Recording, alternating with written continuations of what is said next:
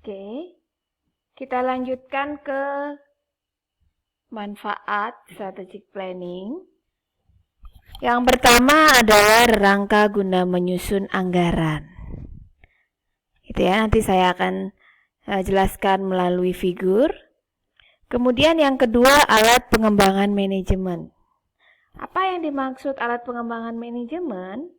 Bahwa strategic planning ini digunakan sebagai sarana training dan pendidikan yang memberikan kepada manajemen proses gitu ya untuk berpikir apa tentang strategi dan implementasinya.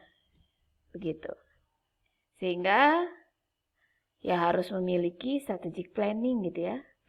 Kalian juga harus memiliki strategic planning misalnya untuk mengembangkan diri kalian. Kalau saya mau lulus 4 tahun gitu ya, maka saya harus melakukan apa saja gitu ya. IPK setiap semester saya berapa?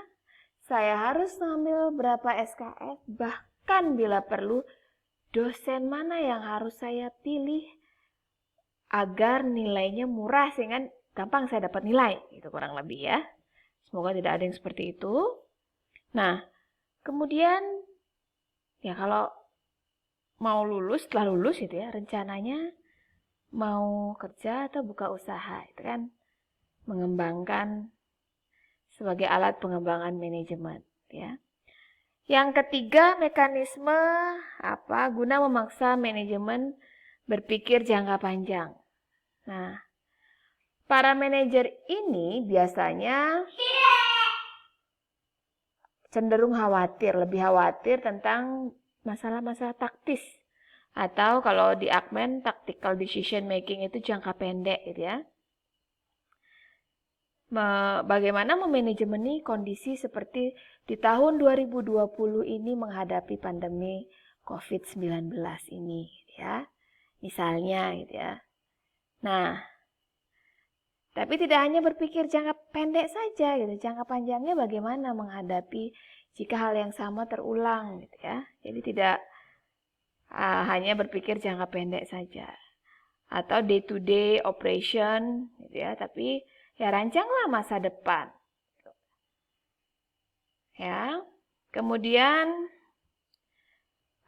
menjembatani para manajer dengan strategi korporat, ya. Dengan strategi korporat artinya strategi departemen atau kalau di UAJY saya ambil contoh strategi Fakultas Bisnis dan Ekonomi ya harus inline dengan strategi universitas. Ya strategi universitas harus inline dengan strategi fakultas gitu ya. Sehingga ya bisa kalau meeting gitu, kalau rapat ya berdebat, diskusi, negosiasi yang terjadi gitu ya. Ya silakan klarifikasi, memadukan, menjembatani manajer gitu ya. Kemudian menyadarkan apa implikasi strategi korporat ini terhadap individu manajer gitu ya. Ya intinya strategi korporat harus inline dengan strategi business unit gitu. Nah, kemudian ini manfaat pengembangan manfaat yang pertama tadi ya. Bagaimana sebagai alat pengembangan manajemen. Jika tanpa proses pemrograman langsung strateginya A, B, C, D, kemudian ke E gitu. Kita punya 4 strategi, kemudian kita harus men-set atau men-translate program ke program itu gitu ya, ke budget gitu ya. Jadi kita bisa banyak punya alternatif. Kalau kalian ingat kombinasi di matematika, bisa AB, alternatif strateginya bisa BC, CD, ABC, BCD, CD, CD gitu ya. ABCD, BCD, BCDA gitu misalnya ya. Ini di matematika kita sebut dengan kombinasi atau permutasi ya. Kombinasi ya. Nah, tentu sangat banyak pilihan alternatif strateginya tanpa pemrograman. Tapi jika dengan pemrograman, maka gambarnya ada di eksibit 82. Dengan pemrograman kita menyaring gitu ya. Kita menyaring strategi mana yang mudah untuk kita persiapkan dan benefitnya lebih banyak tentunya ya. Kita punya alternatif kemudian kita pilih yang mana ya. Karena membuat anggaran ini butuh waktu yang panjang ya. Seperti kita ketahui kalau di perusahaan buat anggaran mulai September gitu ya. Kemudian untuk anggaran tahun berikutnya September Oktober nanti di approve-nya di Desember untuk dijalankan di Januari.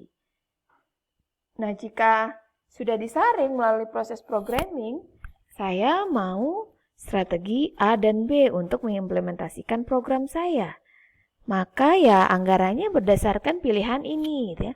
Tidak terlalu banyak pilihannya.